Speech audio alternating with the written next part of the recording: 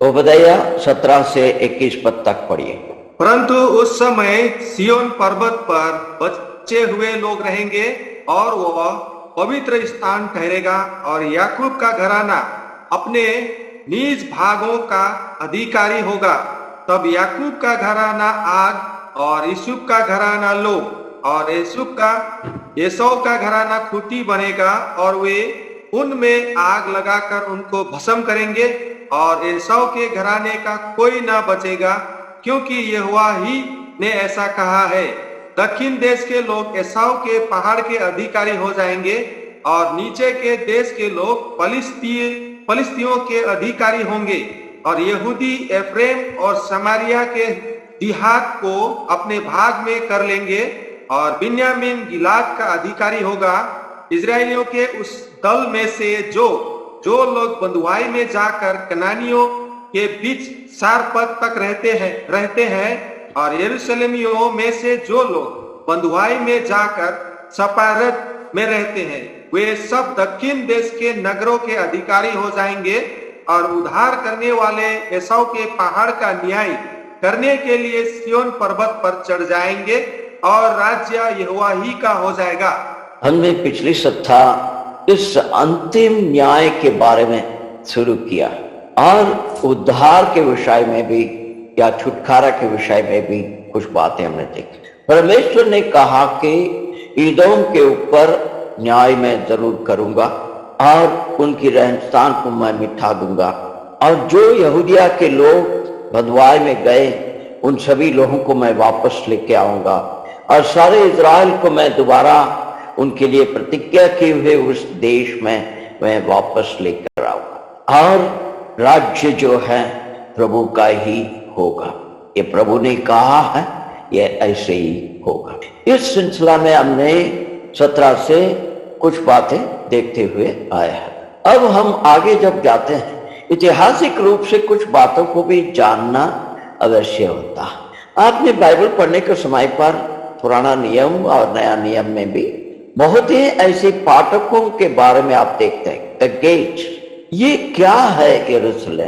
यरूशलेम शहर के चारों तरफ पुराने जो जमाने में होता था एक बड़े दीवार होते थे शत्रुओं से बचाकर रखने के लिए, और उसमें प्रवेश करने के लिए बहुत सारे फाटक रहता था। और इन फाटकों के बारे में भी कुछ बातें हमें देखना है इस न्याय के बारे में देखने के। ये यरूशलेम के फाटक जो है अभी फिलहाल 8 ऐसे फाटक है, इसके बारे में हम देखेंगे।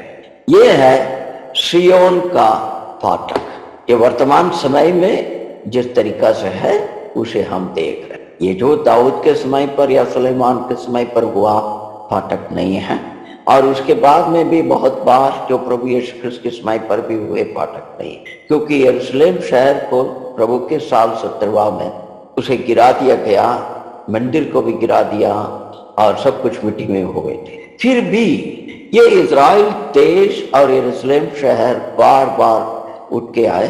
बहुत सारे राज्य या बहुत सारे हुकूमत हैं, वहां पर से कुछ मुख्य अधिकार को चलाया है। वो सभी लोग इस फाटकों को या इस दीवारों को दोबारा बनाते हुए रहे, और इसका एक नमूना है यहाँ पर सिय्योन गेट। और इसको ये भी कहते हैं कि ये अगमवक्ता दाऊद का फाटक इसलिए कहते हैं कि दाऊद को जहां पर दफनाए थे उसके नजदीक में ये फाटक है, इसलिए लोग उसे अगमवक्ता या पैगंबर कहते हैं, दाऊद का फाटक कहकर, क्योंकि अरबिक और भाषा में इसे उस प्रकार से कहा जाता है। अब जाएंगे, इसको कहते हैं डंग गेट, मतलब आपने वचन में इसको पढ़ा भी है। पुराने जमाने में क्या करते थे, यरूशलेम के वहां पर जो भी फोर मैला जब कुछ जो भी होता है उस सबको जमा करके इस फाटक के बाहर उधर फेंकते थे। इसका मतलब यह है कि वहां पर हवा होने से वो दुर्गंध शहर के अंदर नहीं आएगा।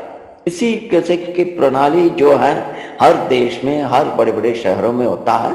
शहर के बाहर कोई ऐसी जगह को चुनते हैं और वहां पर सारे फोर मैला को वहां पर डाल देते हैं। और आपने नहमयाह के किताब में भी इसके बारे में पढ़ सकते हैं, वहां पर लिखा है।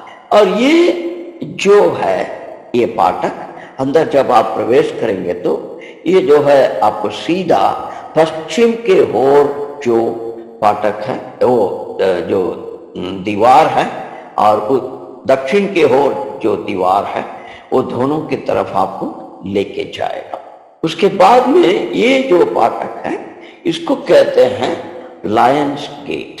इसको ये नाम दिया गया है क्योंकि वहां पर बाहर जो है, यहाँ पर चित्र में नहीं है, वो प्रवेश द्वार के पास में दो ऐसे बड़े जानवरों की जो पत्थर में बनाया हुआ पुतला है। सच्चाई में देखें तो वो लायन नहीं है, टाइगर है, क्योंकि जिस राजा ने उसके ऊपर आक्रमण करके ये सब कुछ बनाया, उसने अपने अधिकार को दिखाने के लिए उनकी चिन्ह जो था टाइगर, उसको वहां पर रखा था। मगर इसके नीचे अभी आर्कियोलॉजिस्ट एक खोज कर निकाले कि 16वां शताब्दी में हुए उस पुराने जो फाटक और वो जो दीवार है उसे खोज कर निकाले हैं। इस फाटक को एक नया नाम भी दिया गया है बहुत सालों से, पुराने जमाने से ही। इसे संत स्टीफनोस का फाटक करके कहते हैं। ये ऐसे कहा जाता है कि इस फाटक के बाहर स्टीफनोस जो प्रभु के एक सेवक था, आप प्रेरित का किताब में पढ़ते हैं, मसीह के लिए गवाही देने के कारण से उसे इस फाटक के बाहर ले जा करके पत्थरवा करके उसे मार दिए थे। अनुमान किया जाता है कि इसी फाटक के बाहर उसे पत्थरवा किया था करके। ये जो है इसको कहते हैं हेरोद का फाटक। मगर एक मजेदार की बात यह है कि हेरोद और इस फाटक का कुछ भी संबंध ही नहीं है, फिर भी उसका नाम दे दिए क्योंकि यहूदा के ऊपर राज कर रहा था बहुत सालों से, यरूशलेम को पर राज कर रहा था। और हेरोद के परिवार के बारे में हमें बहुत कुछ देख चुके हैं, और वो ईदम के जो खानदान से आया हुआ है उसे एडुमियन करके कहते हैं। मगर ये लोग बहुत साल से यरूशलेम पर राज किए हैं, और वो प्रभु यीशु क्रिस्त के समय पर बनाए हुए मंदिर बनाने के लिए भी उसने बहुत कुछ सहायता किया करके मैंने आपको पहले भी समझा है। मगर परमेश्वर के इस पवित्र शहर और पवित्र मंदिर जहां पर होना चाहिए, वहां पर ऐसे एक राजा राज करते हुए आया, अपने हुकूमत को चलाया और अपने संपत्ति से ऐसे एक मंदिर बनाने के लिए थी जो पवित्रता के ओर से नहीं है, सिर्फ अधिकार को अपने हाथ में रखने के लिए। जो भी है इसे हेरोद का जो दरवाजा करके कहते हैं। मगर अजीब बात यह है कि, या अद्भुत ऐसी बात है कि उस किताब को पढ़ने के समय पर परमेश्वर कहते हैं कि ये सब चीजों को मैं सुधार दूंगा, पवित्रता को यहाँ पर मैं ले आऊंगा, मेरे पर्वत पवित्र होगी, वहां पर एक पवित्र मंदिर होगा, वहां पर पवित्रता से राजाओं का राजा प्रभुओं का प्रभु राज करने वाला। इसे फूल का फाटक करके भी कहते हैं। क्यों ऐसे कहते हैं कि उनकी भाषा में, अरेबियन भाषा में, ये इसका मतलब यह है कि नया फूल जो खिलता, ये एक वर्णन करने का तरीका से पुनरुत्थान को दर्शाने के लिए, मतलब पुनरुत्थान होगा, एक नई आशा है करके, और वो नई आशा एक नई जीवन में प्रवेश करने के लिए एक फाटक को खोलता है। उसे दर्शाने के लिए इसका नाम को रखा है फ्लावर्स गेट करके। ये सबसे प्रसिद्ध और अधिक टूरिस्ट लोग जाने वाला जगह है। इसको कहते हैं दमास्कस फाटक करके। आपको याद होगा पौलुस दमास्कस शहर के ओर गया था, यरूशलेम से चिट्ठी लेकर के विश्वासियों को पकड़ने के लिए और उन्हें मारने के लिए, जेल खाने में डालने के लिए गया था। और ये दमास्कस की ओर है, इसलिए इसे कहते हैं कि दमास्कस करके। और ये भी आपको याद रखना है कि बहुत से ऐसे राजा जो है दमास्कस की तरफ से आए हैं, यरूशलेम के ऊपर हुकूमत चलाए हैं, और उसे दर्शाने के लिए इसे दमास्कस गेट करके कहते हैं।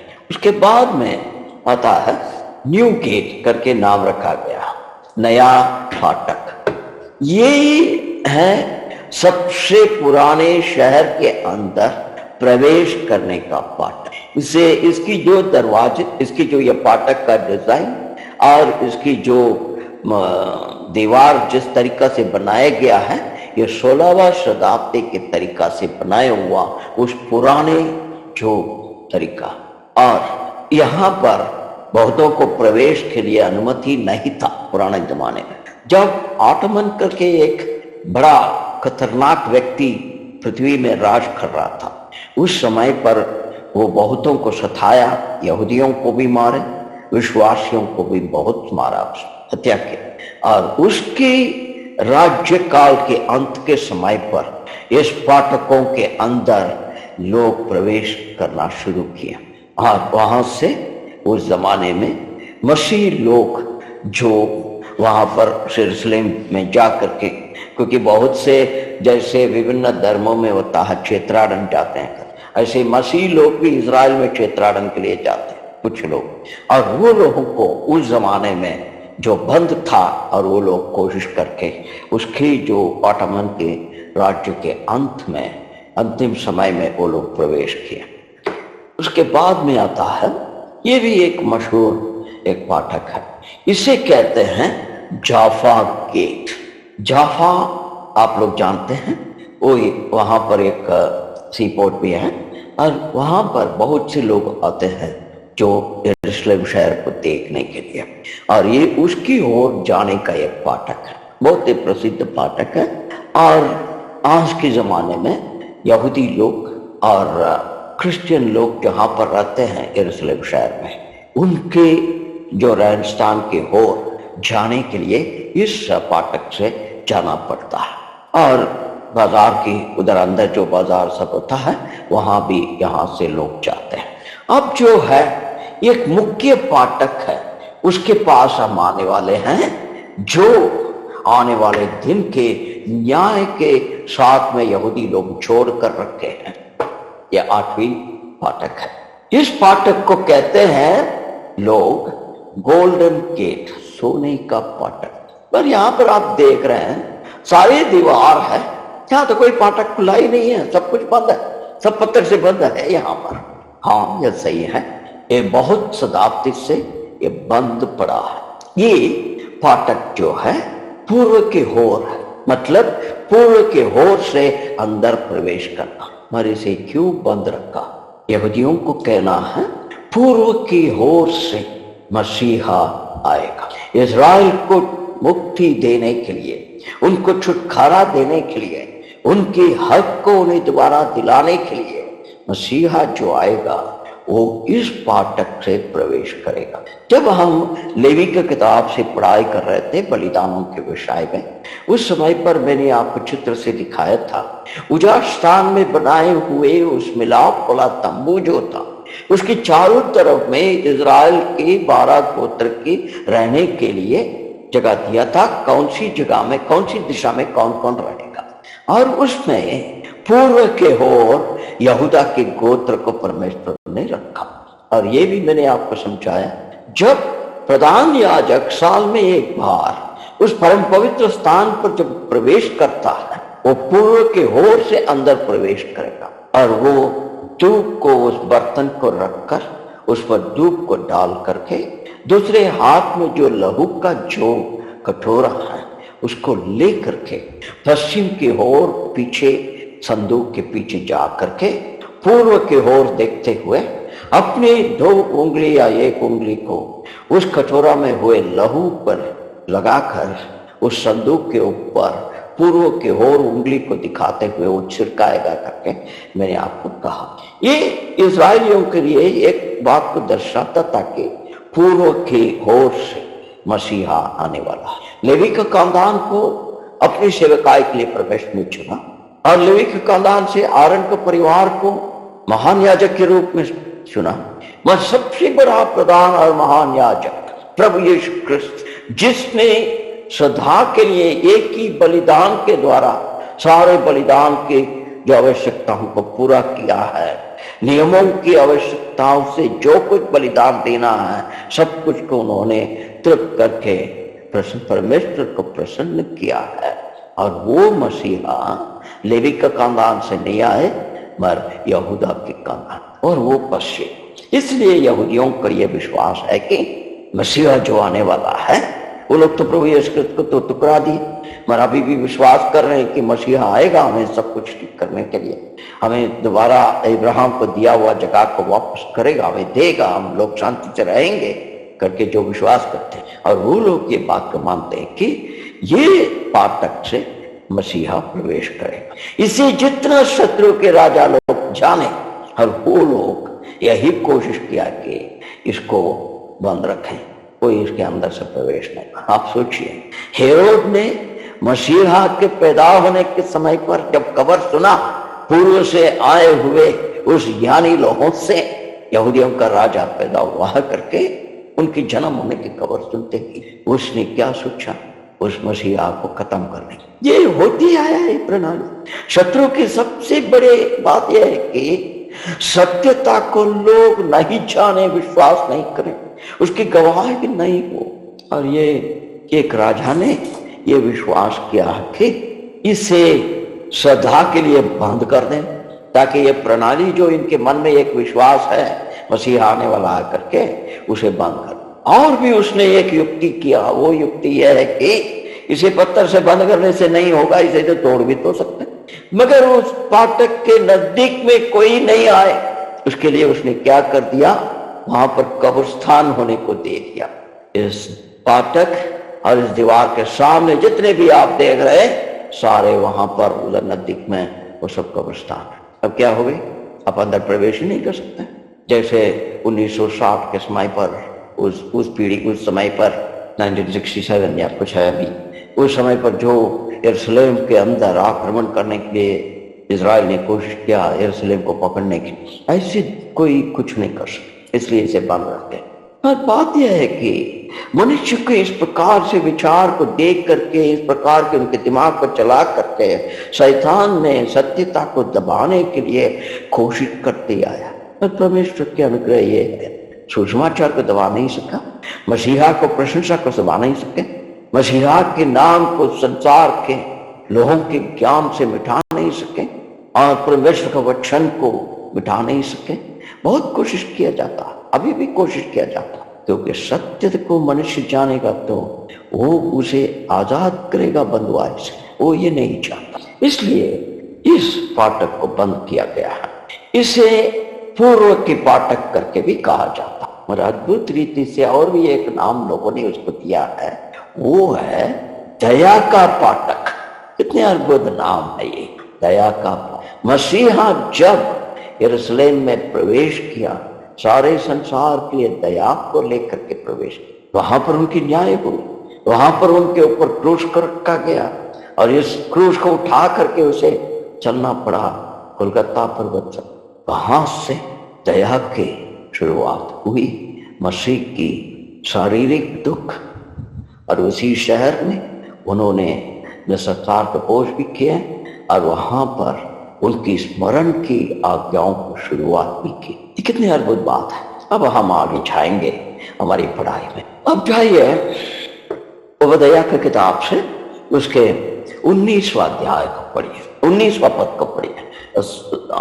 ओबद्याह 19 को पढ़िए। दक्षिण देश के लोग एसाव के पहाड़ के अधिकारी हो जाएंगे और नीचे के देश के लोग फलिस्तियों के अधिकारी होंगे और यहूदी एफ्रेम और समारिया के देहात को अपने भाग में कर लेंगे और बिन्यामीन गिलाद का अधिकारी होगा।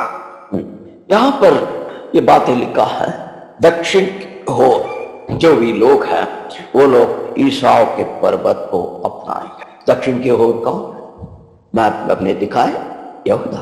और ये लोग ये सारे जगहों को अपने हाथ में ले लेंगे। ये परमेश्वर होने देगा क्योंकि ये लोग परमेश्वर और उनके लोगों को आदर नहीं किया, धार्मिकता का काम नहीं किए, इसलिए परमेश्वर कहते हैं इस प्रकार से होगा। और फिलिस्ती लोगों की जगह उसे भी परमेश्वर दे देगा इजराइल के हाथ में। कितना भी लोग कोशिश करें, और उसे कोई परमेश्वर की योजना को कोई रोक नहीं सकता। अब हम देखेंगे यहाँ पर लिखी हुई बात को। और इफ्रेम के लोग समारिया को ले गए, जहां से उन्हें लेके चले गए। बेंजामिन के लोग गिलियद को ले गए। मतलब यह है कि इजराइल को दोबारा परमेश्वर लेके आएंगे। उनके लिए प्रतिज्ञा किए हुए उस देश के अंदर यरूशलेम भी उस पर शामिल है, वहां पर उन्हें प्रवेश करने के लिए देगा। अब पढ़िए इस यिर्मयाह का किताब, उसका 33 अध्याय का 13 पद। यिर्मयाह का किताब पढ़िए। पहाड़ी देश में और नीचे के देश में, दक्षिण देश के नगरों में, बिन्यामीन देश में और यरूशलेम के आसपास, निदान यहूदा देश के सब नगरों में भेड़ बकरियां फिर गिन गिन कर चराए जाएंगे। यहोवा का यही वाणी है। यहाँ पर भेड़ बकरियां चराया जाएगा, ये सब चीजें बोलने का मतलब क्या है कि जब यरूशलेम शहर को कब्जा किया गया और उस आसपास के सारे यहूदा के प्रांत को कब्जा किए हैं, उस सबको उजाड़ स्थान बना दिए। जितने सुंदर रीति से वहां पर लोग रहते थे वो सबको निकाल दिया गया। इसलिए परमेश्वर कहते हैं कि ये दोबारा होगा, और परमेश्वर ने कहा कि ये सब चीजें दोबारा होगी करके। अब पढ़िए ओबद्याह का किताब के 20 पद। इजरायलियों के उस दल में से जो लोग बंधुआई में जाकर कनानियों के बीच सहारपत तक रहते हैं, और यरूशलेमियों में से जो लोग बंधुआई में जाकर सपारत में रहते हैं, वे सब दक्षिण देश के नगरों के अधिकारी हो जाएंगे। मतलब जब राजाओं का राजा, प्रभुओं का प्रभु, प्रभु यीशु ख्रिस्त इस पृथ्वी पर स्वयं आएंगे न्याय करने के लिए, और अपने न्याय के बाद अपने सिंहासन पर बैठकर जब राज करने की शुरू करेंगे, तो वो इजराइल को जैसे प्रतिज्ञा किया उनके पिता पुरखों को, हर व्यक्ति को उनकी जैसे उनके गोत्र को दिया है, उस प्रकार से वो सब कुछ उनको वापस देगा, लौटाए। कोई भी देश रहे, कोई भी हुकूमत रहे, कुछ भी रहे, कुछ फर्क नहीं पड़ने वाला है उनके सामने। दीवार को आप बनाओ या फाटक को बंद करो, मगर मसीहा आएगा और अपने न्याय को जरूर करेगा। इसी को हमने यिर्मयाह की किताब में पढ़े थे। और कानान देश को इजराइल दोबारा पाएंगे, इसको उन्होंने बोला था कि मैं तुझे ले जाऊंगा करके। इस बात पर हमें एक बात होश में रखना, ये सब देशों के अभी तो लोग तो रहते हैं उधर, क्यों इन सभी लोगों से इन्हें छीन कर इन्हें देना चाहिए? इनके लिए ये सब जगह परमेश्वर ने प्रतिज्ञा दिया, और ये जितने भी लोग हैं परमेश्वर के बाहे नहीं माने, परमेश्वर के आदर नहीं किए, उनकी पवित्रता के ध्यान में रखते हुए अपने जीवन को नहीं बिताए। ये मनुष्य जाति के लिए भी एक चेतावनी है। ये पृथ्वी परमेश्वर का है, उन्होंने जो निश्चय किया वो जिनको चाहते हैं उनको दे सकता, और हम उसे छीन नहीं सकते। उसके ऊपर हम अधिकार चलाना, तो उनकी आज्ञा के अनुसार वो अधिकार होना चाहिए। और कहते हैं कि यरूशलेम से जिन लोगों को दूर देश तक लेकर गया सिफारत करके, ये सब लोग वापस आए। एक शानदार रीति से पवित्रता में शहर खड़े होंगे, वहां पर जो भी लोग होंगे सब लोग पवित्रता से होंगे करके परमेश्वर कहते हैं। अब आगे जाएंगे, पढ़िए 21 पद, ओबद्याह का 21 पद। और उद्धार करने वाले एसाव के पहाड़ का न्याय करने के लिए सिय्योन पर्वत पर चढ़ जाएंगे, और राज्य यहोवा ही का हो जाएगा। यहाँ पर लिखा है कि सिय्योन पर्वत के ऊपर, एसाव के ऊपर न्याय करने वाले उद्धारकर्ता लोग आएंगे। मतलब कहने का मतलब यह है कि इजराइल के जातियों के द्वारा, यहाँ परमेश्वर के अपने लोगों के द्वारा सभी के ऊपर न्याय होगी। एक उदाहरण के लिए पद को निकालिए, मत्ती का सुसमाचार 6 अध्याय के 10 पद पढ़िए। मत्ती का 6 अध्याय का 10 पद। तेरा राज्य आए, तेरी इच्छा जैसी स्वर्ग में पूरी होती है, वैसे ही पृथ्वी पर भी हो। आपकी राज्य आए, धार्मिकता का राज्य वापस इस पृथ्वी में होना जरूरी है। मनुष्य के पाप के कारण से अधार्मिकता के अधिकार चलते रहता, पीढ़ियों से होके आया। अब कह रहे हैं कि जैसे स्वर्ग में आपके अधिकार और शासन है। उसी प्रकार से पृथ्वी में भी आपकी इच्छा पूरा हो, आपके अधिकार चले। निकालिए लूका का 22 अध्याय का 30 पद, 22 का 30 पद। वैसे ही मैं भी तुम्हारे लिए ठहराता हूँ, ताकि तुम मेरे राज्य में मेरी मेज पर खाओ पियो, वरना सिंहासनों पर बैठकर इस्राएल के 12 गोत्रों का न्याय करो। ये अपने चेलों से कह रहे हैं स्वर्ग में जाने के पहले, तुम मेरे मेज पर मेरे संग बैठोगे और मेरे साथ संगति में तुम रहोगे और इजराइल की 12 गोत्र के ऊपर तुम न्याय करोगे। हमने पहले भी भविष्य वक्ताओं की किताबों से पढ़ने के समय पर भविष्यवाणी की पढ़ाई में हमने इस बात को देखे है, इजराइल के ऊपर न्याय होने वाला है, सिर्फ अन्य जातियों के ऊपर नहीं है। सबसे पहला इजराइल के ऊपर होगा। जैसे स्वर्ग में कलीसिया चले जाता है, वहां पर कलीसिया का न्याय, और महासंकट के बाद में जब प्रभु उत्तर आएंगे और इस पृथ्वी पर जो भ्रष्ट हुई चीजों को निकाला जाएगा, उस समय पर इजराइल के ऊपर हमेशा न्याय करते हुए, मतलब उनके लिए एक जो मुख्य अधिकार लेते हुए चलाने के वाले जैसे ये लोग होंगे करके परमेश्वर ने उनसे कहा। अब निकालिए पहला कोरिन्थी 6 अध्याय के 2 और 3 पद। यहाँ पर संत जनों से कुछ बातें कहा गया। निकालिए। क्या तुम नहीं जानते कि पवित्र लोग जगत का न्याय करेंगे?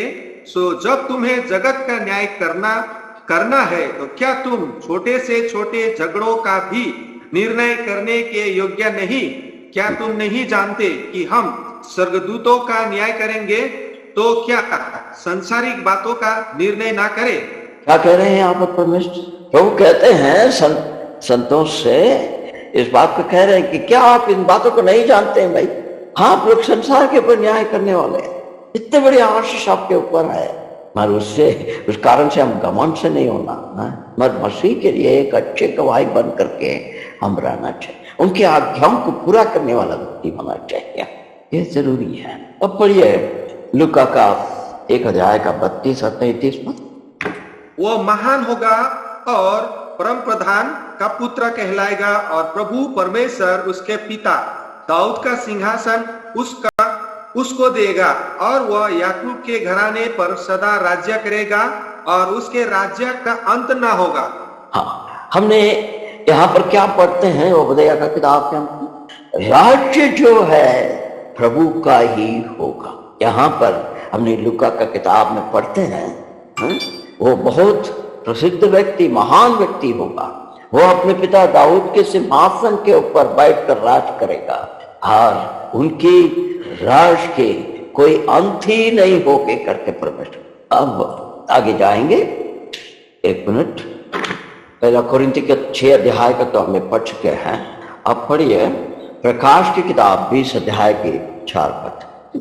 प्रकाश की किताब 20 अध्याय के 4 पद। फिर मैंने सिंहासन देखा, और उन पर लोग बैठ गए, और उनका न्याय करने का अधिकार दिया गया, और उनकी आत्माओं को भी देखा, जिनके सिर यीशु की गवाही देने और परमेश्वर के वचन के कारण काटे गए थे, और जिन्होंने ना उस पशु की और ना उसकी मूर्त की पूजा की थी, और ना उसकी छाप अपने माथे और हाथों पर ली थी। वे जीवित होकर मसीह के साथ 1000 वर्ष तक राज्य करते रहे। देखिए, ये आने वाले दिन है, यरूशलेम शहर में ये घटना होगी। प्रभु स्वयं होंगे, उनके साथ में इतने लोग होने वाले हैं, और ये सभी लोग धार्मिकता के जीवन बिताते हुए सारे संसार में जो भी मनुष्य जाति उस समय पर जिंदा रहे, उनके ऊपर अधिकार या न्याय करते हुए आएंगे। लूका का 1 अध्याय का 32 से 33 तो हमने पढ़े हैं। अब आगे जाइए, प्रकाश का 11 अध्याय का 15 पद।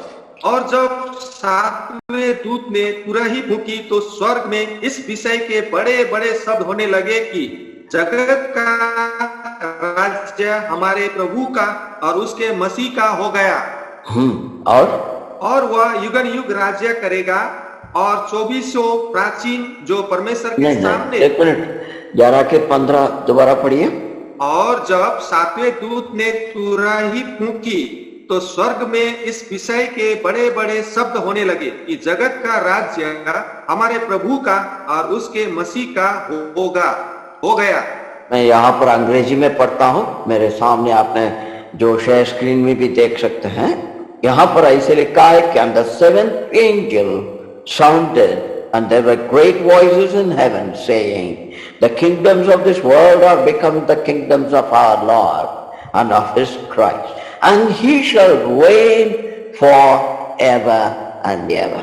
सदा के लिए वही राज करेगा, दूसरा कोई इस संसार में राज नहीं। ये जो हमने आपको ये चित्र को पहले भी दिखाए थे, इसको कहते हैं वेस्टर्न वॉल, इसको कहते हैं वेलिंग वॉल, मतलब विलाप कर रहे हैं लोग, जा करके अपने सिर को वहां पर भटका वहां पर रोते हैं कि उस तरफ में उन लोगों को प्रवेश करने के लिए अधिकार नहीं।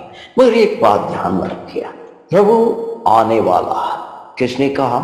वो स्वयं कहा है, और वचन से हमने देखे हैं उनकी राज्य जरूर आएगा और वो प्रभु का ही होगा सदा के लिए। उस समय पर जितने भी उनके सामने भ्रष्ट चीज मनुष्य की तरफ से हो या दिखने वाली चीजों की तरफ से, सब चीजों को वो निकाल कर सुधार कर सब कुछ नया कर देगा। ये है मसीहा के एक अद्भुत काम। 1000 साल के उस राज्य में बहुत अद्भुत रीति से हम उस बात को देखने वाले। मैंने कहा हम देखने वाले हूं क्योंकि कलीसिया उन्हीं के साथ में रहेंगे।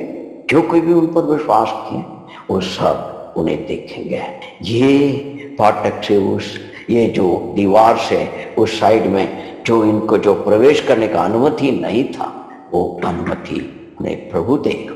मगर अभी सोचने वाली बात यह है कि हम सोचते होंगे ये क्या है, परमेश्वर इतनी कठोर रीति से सबके ऊपर न्याय करने वाले हैं और ये सब कुछ होते रहेगा। क्या परमेश्वर दयालु करके कहते हैं फिर कि कैसे?